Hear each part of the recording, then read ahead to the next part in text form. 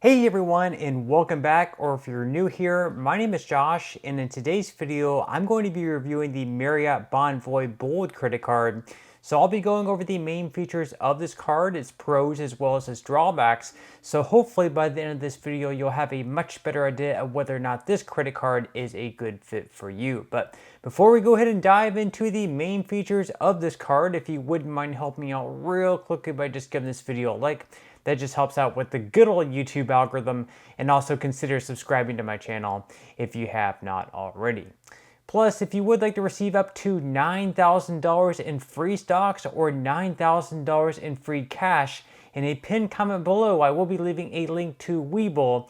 All you have to do is once you click on that link is just sign up for a free account and then deposit at least 1 penny. At that point, Webull will be sending you at least 3 free stocks worth, once again, all the way up to $9,000. Okay, so diving right into the main features of the Marriott Bonvoy Bold credit card. First off, we're going to be discussing points and how you can earn them. So first off, you can earn up to 14 points per dollar spent at Marriott. So you'll be earning 3 points per dollar spent at 7,000 plus Marriott Bonvoy hotels. Then you'll be earning 10 points per dollar spent from Marriott just for being a Marriott Bonvoy member. Then 1 point per dollar spent from Marriott with the Silver Elite status, which is a benefit that you will qualify for just for being a Marriott Bonvoy Bold card member. Then you'll be earning 2 points per dollar spent on travel related purchases through July 10th of 2024. We will be getting into that just a little bit later. And then on all other transactions, you will be earning 1 point per dollar spent. Now with this card, there's also going to be a spend bonus as well. So as long as you're able to spend at least $1,000 within the first 3 months of having this card, an average of right around $333 per month, you will be earning a spend bonus of 30,000 points.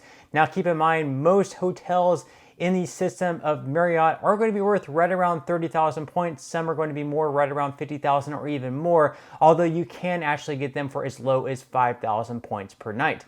Now with this card, there are also some other perks as well. So just for instance, you will be receiving the 15 Elite Night credits through July 10th of 2024. So with that, you can receive 15 Elite Night credits annually, qualifying you for Silver Elite status. Once again, this is going to end on July 10th of 2024. Unfortunately though, starting on July 11th, Marriott Bonvoy Bold card members will no longer receive the 2 points per dollar spent on travel-related transactions, nor will they be receiving the automatic Silver Elite status. Now with this card, you're also going to be receiving some travel and purchase coverage as well. So with this card, you are going to be receiving baggage delay insurance, which is going to reimburse you for essential purchases like toiletries and clothing for baggage delays over 6 hours by passenger carrier, up to $100 a day for 5 days. You're also going to be receiving lost luggage reimbursement. So if you or an immediate family member check or carry on luggage that is damaged or lost by the carrier, you are going to be covered up to $3,000 per passenger. You're also going to be receiving trip delay reimbursement. So if your common carrier travel is delayed more than 12 hours or requires an overnight stay, you and your family are going to be covered for unreimbursed expenses such as meals and lodging, up to $500 per ticket. And then finally, you're also going to be receiving purchase protection as well, which is going to cover your new purchases for 120 days against damage or theft, up to $500 per claim and $50,000 per account. Now with this card, you're also going to be receiving some partner benefits as well with Dash Pass. So with this, you're going to be receiving 1 year complimentary Dash Pass, providing you with unlimited deliveries with $0 delivery fees and lower service fees on eligible orders. Then after that, you're automatically going to be enrolled for another year with Dash Pass. So if you do not want to continue on past the first year, you will want to make sure that you go ahead and cancel before your year is up. That way, you're not going to continue to be charged each and every year for this feature. So now that we went over the main features of this card, at this point in time, we are going to go ahead and dive into the APR and fees, because of course this is also super important as well. So as far as your purchase APR goes, starting out, it is going to be anywhere between 21.49 to 28.49% based on your credit worthiness. Then as far as balance transfers go, starting out, there's not much of a point in doing a balance transfer because with this card, they don't have like an introductory offer of 0% like you see with other credit cards. But if you do decide to do one, just know that your APR is going to be anywhere between 21.49 to 28.49%. Then as far as cash advances go, on this channel we always recommend to stay far away from cash advances. This of course should not be considered financial advice, just my own personal reasons. Usually with them you have a pretty high interest rate, plus you're going to be paying a lot of fees as well. But if you do decide to take out a cash advance with this card, just know that your APR on them is going to be a whopping 29.99%. Plus, you're going to be paying a lot of fees as well, which we are going to go ahead and dive into right now. So as far as those fees go, on the cash advances, you're going to be paying a fee of either $10 or 5% of the amount of each cash advance, whichever happens to be greater. Then as far as balance transfers go, even though there's not much of a point in doing a balance transfer on this card because they're not offering like a 0% introductory APR, if later down the road they do and you decide to take advantage of that, there is still going to be a fee for each balance transfer that takes place. That fee is either going to be $5 or 5% of the amount of each balance transfer, whichever happens to be greater. Then as far as foreign transaction fees go, luckily with this card, there are no foreign transaction fees, which means that if you do happen to travel abroad, this is definitely a card that you can take with you and you won't be charged anything extra for it. Then as far as late or return payments go, there is going to be a fee of up to $40 for each late or return payment.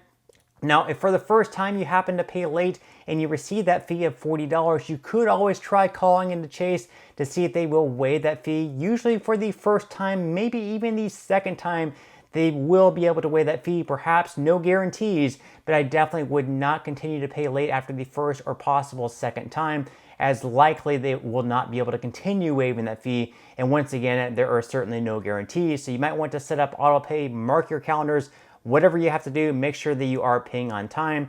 And then finally, as far as the annual fee goes with this card, luckily there's also no annual fee, which definitely makes this a keeper card because you don't have to pay an annual fee and you don't have to sit around and figure out whether or not it's worth keeping if you had to say pay like $95 each and every year and figure out if you're receiving enough benefits to make paying $95 worth it, because with this card, once again, there is no annual fee. So now that we went over the main features of this card as well as the APR and fees, at this point in time, I'm going to go ahead and dive into what I would consider to be the biggest pros and drawbacks of this card.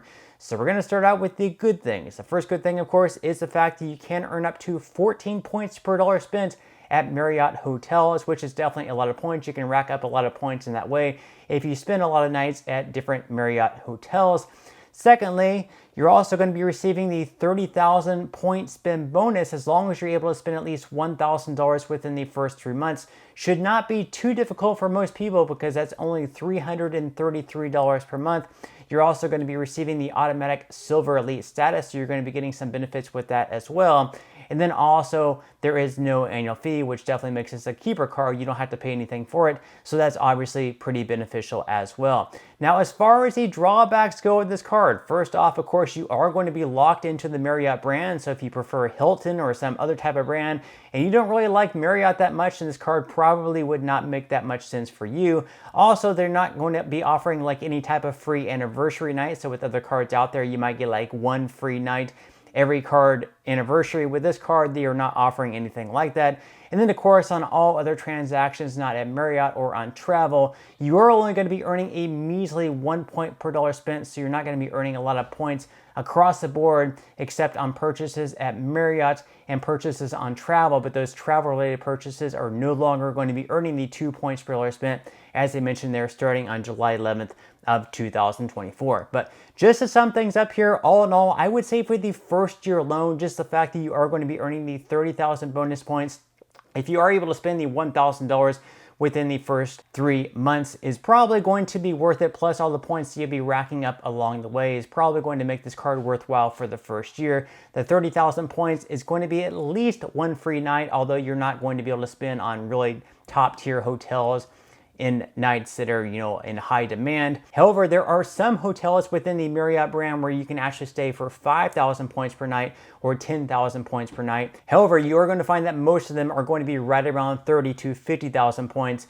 so that might place some limitations on your stay. Now, instead of going with this credit card, you might actually want to consider going with another Marriott card. That is the Marriott Bonvoy Boundless credit card, which I also did a review on, and you will see up on the screen right now, as well as in the description box. So I definitely recommend checking that out. But that's all we have for today's review. I certainly hope that you enjoyed and found value out of it. If you did, again, I would greatly appreciate it if you could give this video a like, consider subscribing to my channel if you have not already, and I will see you in the next video.